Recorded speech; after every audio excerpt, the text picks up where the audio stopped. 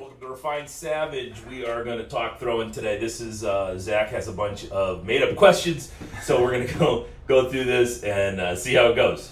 Yeah, so today I just kind of wanted to talk to you about life lessons that you learned through throwing, whether it be things that you picked up on your own, just from analyzing how you were training, what was going on, how you were competing, or it was things that you picked up along the way from people that you met throughout your career as a thrower. So I guess we've already covered this in previous podcasts or previous talks. How'd you get into throwing? So I had a guy who I was friends with in high school, and he was a friend of mine, but he was also a guy I kind of idolized. He was a senior when I was a freshman, and he kind of took me under his wing, and he was a shot putter. He was the school record holder. I think he still is the Amherst High School record holder in the shot put, and he also had done a local Highland games. So there was a picture of him in the paper throwing in a kilt, and I just thought, man, that looked awesome. And I was already lifting weights, so I called the guy who was coaching him and said, hey, I'd like to give this Highland Games thing a try. And he said, you need to join the track team and start throwing the shot and discus.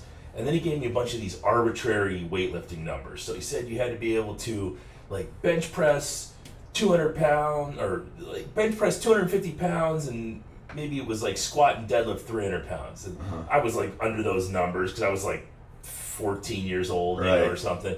And I just said, okay. So I called him back 3 months later, and he said, yeah, I hit all those numbers. Let's do this. So I was lying. I don't know what I was lifting at the time, but he got me out. So I started throwing track and field and Highland Games my sophomore year of high school. So once you started throwing, what kept you attracted to the sport? So was there anything that struck out to you why you liked it more than, let's say, compared to football?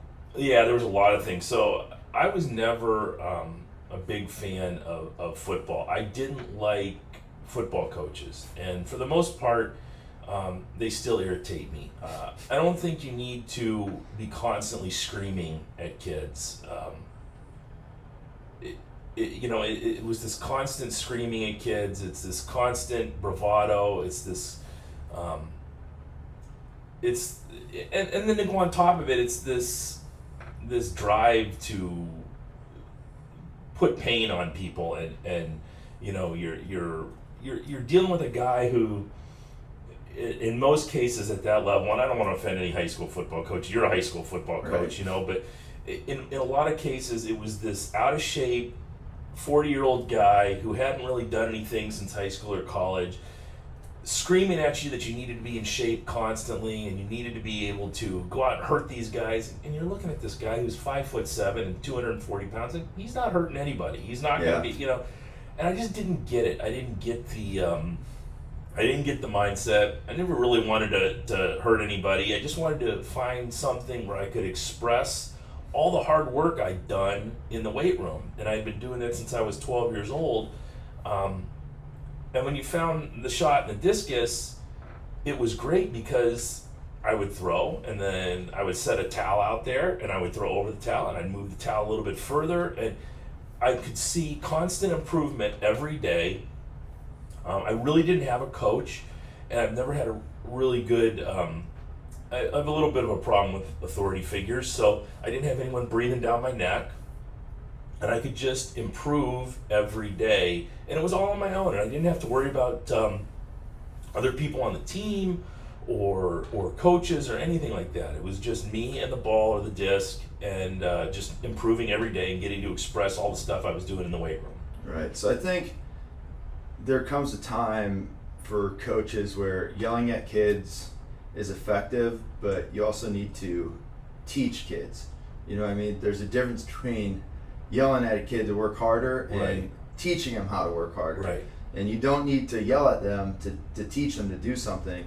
And I think that's where what I try to do when I at least coach football, and that I learned through people within the throwing community. So people like you, Judd, AG, the strength coach at Ashland when I was there, people like Kurt Roberts, and they all were good, and they were there to push you harder, which a coach who's yelling is trying to make you do, but they also taught you how to do Yeah, that. there's and a lot showed more you how to positivity. do it. Right. There's a lot more positivity.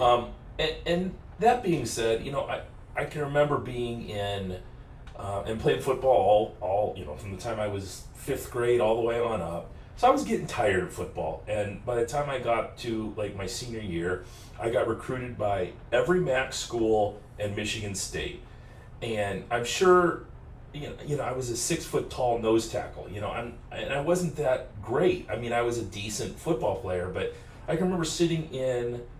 I had 2 athletic meetings. I had the track meeting in the morning at the University of Toledo, and then I had the football meeting in the afternoon. So we went down there, and I sat in the track meeting, and it was pretty good. The coach was more of a sprint guy, but it was a good, nice, positive, upbeat meeting.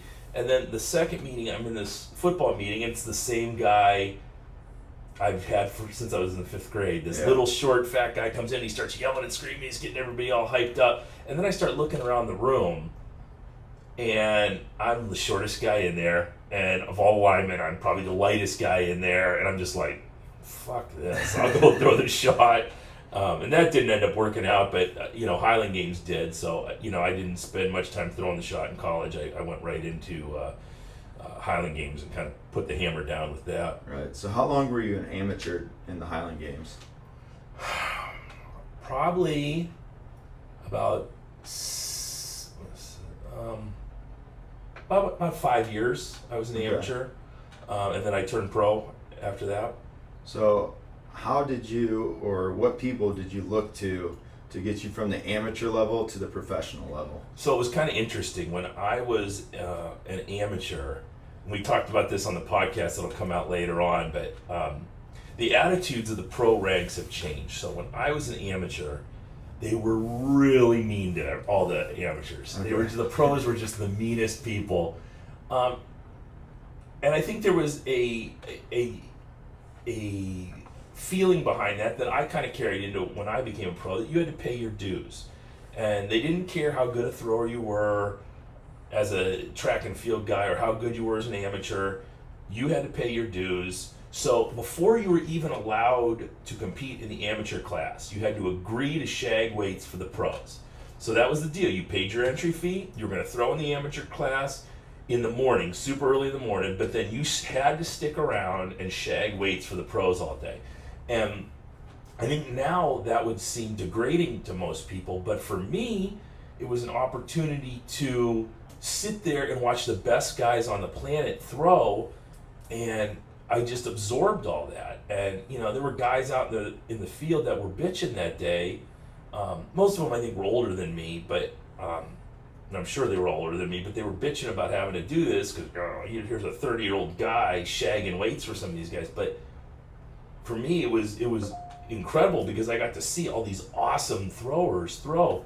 So I don't even remember the question, but so you just you made what everybody else looked at as a bad situation. Yeah. Nobody else wanted to be there. They had these negative attitudes. They were yeah, just and moping around. the pros were very mean to us. And then when we became pros, when our group became pros, I think we were still mean to the amateurs, but we were mean in more of a friendly way, if like that a makes brotherly sense. kind of like mean. I screw with people in the gym. Right. We were just busting Yeah. balls, and it wasn't like we were nasty about it. And now the pro class, I just hung out with a lot of these guys this weekend. I wouldn't know how to have taken those guys. They're overly nice. They love each other. They're taking selfies with each other. I'm like, what the fuck is this? Yeah. Because we were all trying to take money from each other. And it might have a lot to do with a lot of us were poor, and this was a major part of our income. So it drove us a little bit, and all the guys on the circuit now seem to be guys with straight jobs, and Right. they want to kind of do this as a, not as a hobby because they're but- pro athletes, right. but they don't need it. We Yeah. needed that money. We were in our 20s, in our mid-30s still, and didn't have any cash, and we were working these shitty jobs just to be able to throw, and it was kind of a stupid thing to do. We should have found better jobs. and then throw it as a hobby. But we were really trying to live the life and go and make money doing this. Yeah, for sure. So I think it's also funny because there was kind of a similar environment at Ashland when I came in, where the seniors, they were kind of really mean and tough on the incoming freshmen, and some of it was in a brotherly love type of way. I mean, some of those guys are still some of my best friends, but then the other part of it is they see it, because I know I felt this when I was a senior at Ashland. You have these young bucks coming in here to take your spot, so subconsciously you feel threatened. So it's a natural reaction to kind of lash out. And you don't want to, and you know, they didn't want to teach us anything, and because you know you could be taking money from them next year. You know. Yeah, and we had that kind of the same mentality that you earn your spot on the team, you don't deserve it. Right. So, absolutely. So then, what pros were you looking at,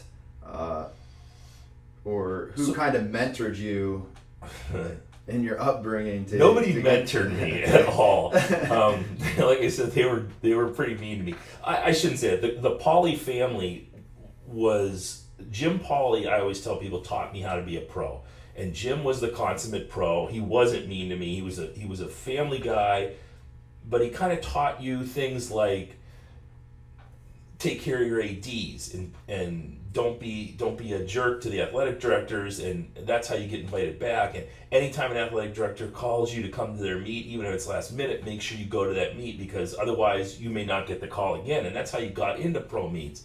So he had 2 sons that were pros, so the whole family was involved. So I kind of learned how to be a pro business-wise from Jim Pauly.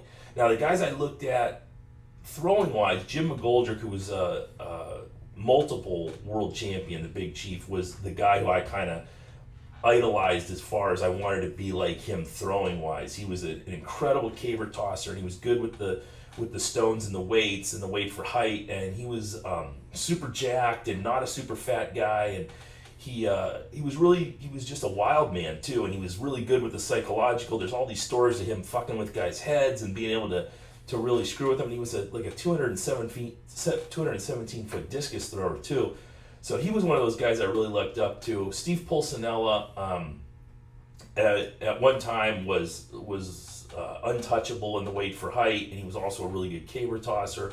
So he was another guy who I looked up to, and I ended up becoming really good friends with Steve.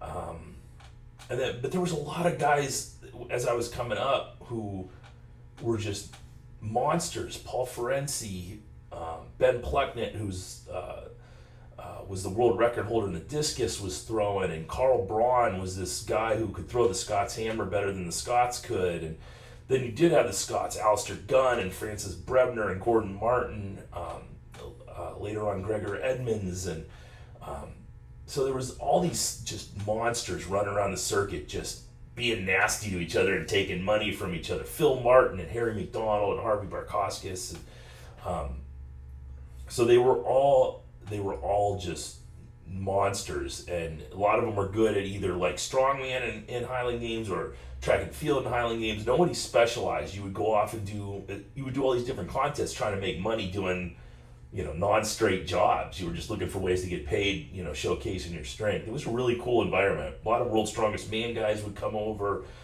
Jamie Reeves, and you'd see these guys doing, Magnus Magnuson would do both events, and George Patience was awesome. I'm forgetting people, Joe Quigley, but there was a lot of great throwers back then. Right, so there's fun to watch. Yeah, there's a lot of people that you look to. Yeah, kind of saw what they were doing and tried to mimic. I wanted to be those guys. Right, 20-some-year-old kid. I just wanted to be like those guys. Yeah, for sure. So you made it to the pros. How long were you on the pro field? 17 years as a pro. So 17 years as a pro, and at one time you had the sheaf for height. I had the 25-pound sheaf world record. I think Spencer Tyler holds that now. He got it at the Army. Right. So was that a goal of yours? No. through training, or did you just have a good day? I was a good sheaf tosser.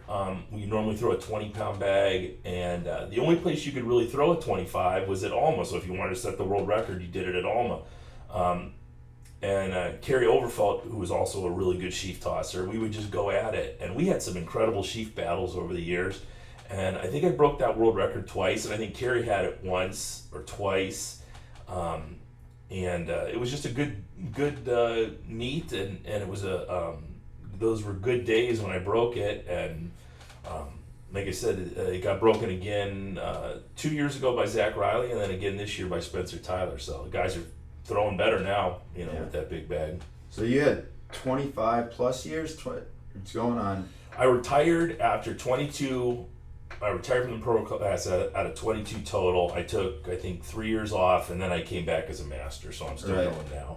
So 1991 I started. to kind of put this all in perspective through that 25-year career, is there anything that you took away from throwing that you apply to your life now, whether it be in business, your family, how you raise your kids, what you try to do on a daily basis, that you can look back to throwing and be like, holy crap, this I think applies to life. the major thing I learned after all those years was self-discipline, and making sure you put the work in, and all the work in, and not half-assing things, and making sure when you do something you do it 100%. And all that stuff sounds cliche, but I don't think enough people do it, and I don't think enough people do the hard stuff. I will have internal monologues, and I've always done this, where I've talked to some people and they'll go, yeah, I work out at home, but I don't do the stuff that, I'll talk myself out of doing the stuff that I don't want to do. And that was never a problem for me, because the self-talk I would have, where I was basically insulting myself, calling myself a pussy, and I still do it to this day. I don't want to do that second workout of the day, and I'll be sitting there having this self-talk, and I'll always get in and put that work in. When I was throwing, I was never the biggest guy. I'm barely 6 feet tall. I don't even think I'm 6 feet tall anymore. I was never the strongest guy. I was never the fastest guy. I was pretty technical, but I certainly wasn't the most technical. I think nobody worked harder than I did. Nobody wanted it more than I did, and no one was willing to put in the amount of time and effort and to develop that mindset the way I did. So that was just how I rolled. I was going to outwork you every chance I got, and I think if you get somebody who is the size of some of these throwers today. I looked at that amateur class at Ohio this weekend, and there were some guys in that amateur class that are way bigger than I ever was, but they'll never throw as far. Yeah. It just won't happen. They won't put the time in. They won't put the effort in. And I know that's a painful thing to realize, because you have all the cards in your hand. They're right there. All you have to do is put that work in, but you won't. You won't go to that clinic. You won't go I just listened to a podcast yesterday. You won't go give Spencer Tyler $10 to teach you how to throw the stone. You will not drive out here to Blind Dog to learn how to lift better, because guess what? I fucking know how to do this stuff, because I've been there.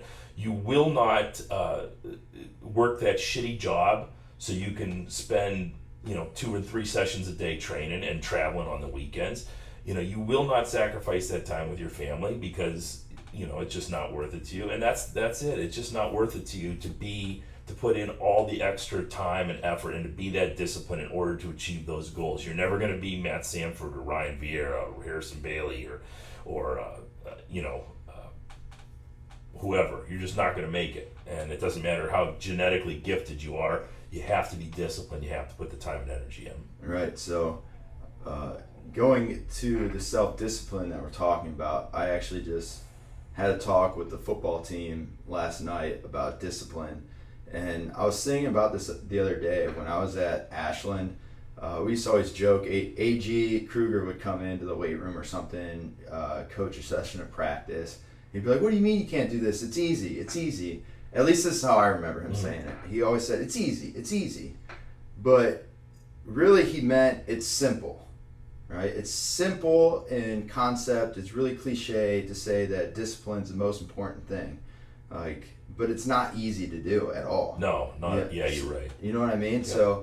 So I had that talk with the team yesterday. I said, it's simple concept to come in here, work hard in everything that we do, go home, make sure that you get enough sleep at night, make sure you're eating the right foods. Yeah. All that stuff's very simple, but it's not easy. The easy things to do is to skip the workout that you don't want to do, right? Or or don't eat beef, rice, and carrots and eat a cake. You know what I mean? Right. That's the easy way out. Yep. So, And it'll transfer to all the aspects of your life. So I have a problem dealing with people who have no honor, and we talk about manliness, and that's one of my giant problem with people in general, and I relate that to manliness, but it's definitely a quality that everyone should have.